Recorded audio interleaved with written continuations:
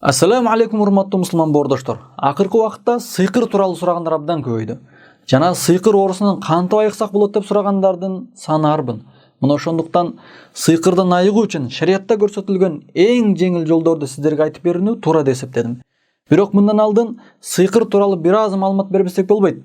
Анткени бир оору менен күрөшүү үчүн ал оору тууралуу маалыматыбыз жок болсо, анда ал ооруга болгон күрөшүүдөгү кылынган иш-аракеттердин натыйжасы аябай аз болот.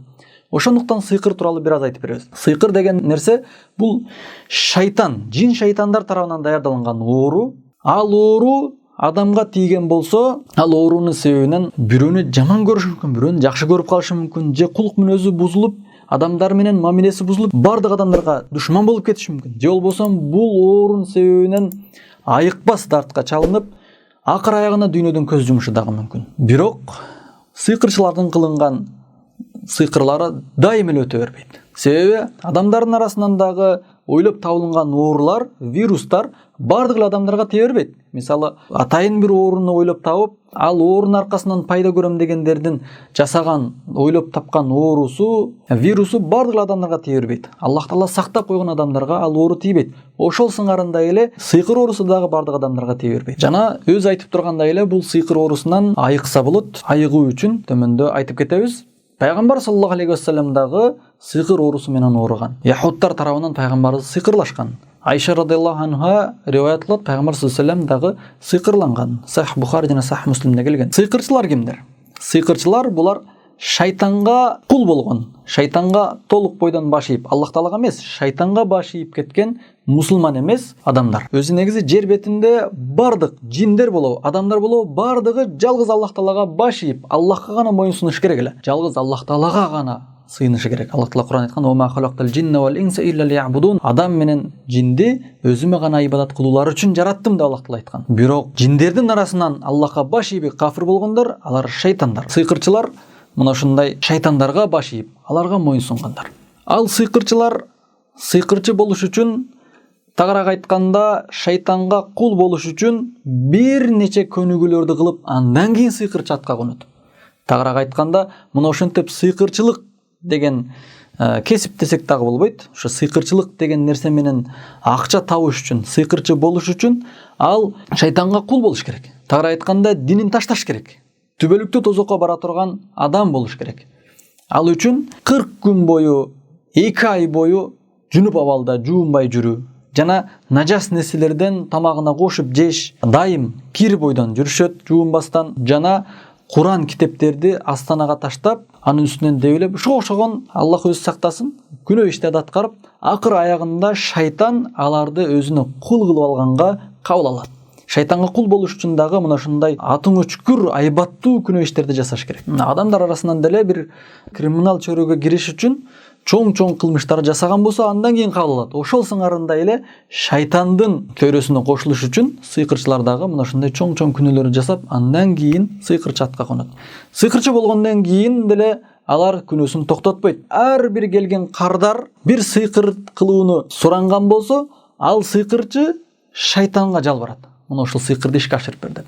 Шайтан ага ширк кылууга, күнөө кылганга буйруйт. Анан ошонун негизинен шайтан сыйкырын аткарып берет. Сыйкырын аткарганда кандай кылат? Сыйкырчы шайтанга жалбарат, шайтан өзүнүн бир жан жөөкөрлөрүнөн, тагыраак айтканда, кичинекей шайтандардан бирөөсүн, жинди тиги сыйкырланган адам ичине киргизип жиберет. Мына ошону менен сыйкыр ишке ашат. Тагыраак айтканда, сыйкыр кылыныптыр деген сөз, анын сыйкыр кылынган адамдын ичине жин кирип кетиптир деген сөз. Жин кирип алып туруп, анан ал адамды каалагандай башкарат. Бирок ушул жерге дагы баса белгилеп кетейли. Бул сыйкыр бардык эле адамдарга өтө бербейт. Сыйкыр Аллах Таала уруксат берип койгон адамдарга гана өтөт. Динге бекем болуп, дайым намазын окуп, Кудайдан коркуп жүргөн болсо, ал адамга сыйкыр өтпөйт. Сыйкырды Аллах Тааладан сактап коет. Бирок Аллахтын зикиринен алыс болуп жүргөн адамдарга сыйкыр тийип калышы мүмкүн. Анан сыйкыр оорусу менен жин оорусунун кандай айырмасы бар? Жин оорусу бул адам өзүнүн шалакылыгынан, мисалы, Аллахтын зикиринен алыс болуп, жиндер уюган жерлерде жүрүп, туура эмес иштерди аткарып жүргөн күнөөнүн көптүгүнөн жин кирип кетиши мүмкүн. Ал эми сыйкыр өзү бир жакшына жүргөн болсо деле, көрө албаган душман адамдар тараптан сыйкырчылардын жардамы менен шайтанга жалбардырып, тагыраак айтканда шайтанга кул болтуруп, шайтандар тарабынан атайын киргизилип жиберилген оору болуп эсептелет. Бирок экөө тең, эң аягында экөө тең бир эле нерсе, экөөнө тең жин кирип кеткен болот. аларды дарылоо үчүн жинин чыгарыш керек болду. Жинин чыгаруу үчүн эмнелерди кылыш керек? Сыйкыр оорусу, жин оорусу аябай жеңил эле оору. Адамдардын көзүнө аябай оор көрүнүшү мүмкүн, бирок жеңил эле оору. Муну айыктырыш үчүн азыр биз төмөндө айтып беребиз. Жеңил түрдө, бирок узагыраак мөөнөттө адамдар өз алдынча үйүндө дарыланса болот. Аллах насип кылса өмүр бою жин оорусунан, сыйкыр оорусунан кутулат.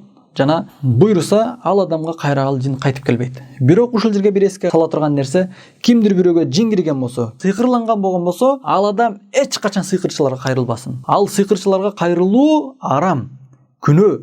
Себеби бул оорунун дардын Аллах Таала өзү берет.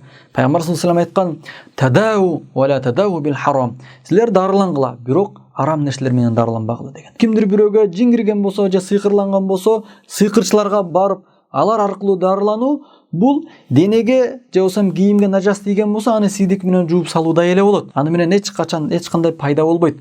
Ошондуктан өзү шариятта келген кайсы жолдор менен айыктырса болот. Азыр иншаллах бир-бирден айтып өтөбүз. Жин оорусунан жана сыйкыр оорусунан айыгуу үчүн анын лечениясын айтып берем. Эгер кимдир бирөө жин оорусу менен ооруп жүргөн болсо, же сыйкыр оорусу менен чалдыгып оорugан болсо, же жакын бир туугандары, же бир достору ооруп аткан болсо, ага жардам берүүнү каалагандар, анда колуңуздарга бир барак жана ручка алып жазып алыңыздар. Жин оорусунан, сыйкыр оорусунан сакайыш үчүн 5 нерсени такай аткарып жүрүш керек. 1 ай бою же болбосо 40 күн бою. Биринчиси 5 убак намазды өз убагында дайым аткарып жүрүү. Айрыкча багымдат намазын. Экинчиси музыка угуудан аябай алыс болуу. Музыка угуу, көздү арамдан сактоо, деги эле бардык күнөө иштерден алыс болуу. Үчүнчүсү күн сайын 2 саат, эң аз деген 2 саат Куран окуп жүрүү. Эгер Куран окушту билбей турган болсо, Куран угуп жүрүү. Мисалы машинеде жүргөндө Куранды коюп ошону угуп жүрүү, же телефондордо бар, азыр көпчүлүк эле адамдарда телефон бар, телефондон Куранды коюп ошону угуп жүрүү. Себеби биздин элде көпчүлүгүбүз Куран окушту билбейбиз. Оорудан айыгуу үчүн эч болбосо угуп жүрүш керек. Аллах жеңилдик берсе, Куранды окушту үйрөнүп алып, Куран окуп жүрсө, анда жакшы болот иншаллах. Төртүнчүсү уктаардан алдын дарат алып, сөзсүз дарат алып, анан муаввизатайнды окуп жатуу. Тагыра айтканда, кул а'уду бираббил фалак, кул а'уду бираббин нас. Ушул 2 сүрөнү окуп, 3 жолу дем салып жатуу. Жана аятал курсуну окуп жатуу. Ал эми 5-чиси рукия аяттарын. Жин чыгаруу үчүн Куран аяттарынан даярдалган ушул рукия аяттарын угуп жүрүү. Рукия аяттарын эң азы дегенде күндө 2 саат бою угуп жүрүү. Наушник менен угуп жүрүү. Мына ушул нерсени эгерде 30 күн же 40 күн ичи кайталап жүрө турган болсо, иншаллах сыйкыр оорусунан, жин оорусунан иншаллах айыгат. Жана бул оорудан Аллах насип кылса иншаллах өмүр боюга кутулат. Аллах Таала баарыбыздын үй-бүлөбүзгө тынччылык жана береке берсин.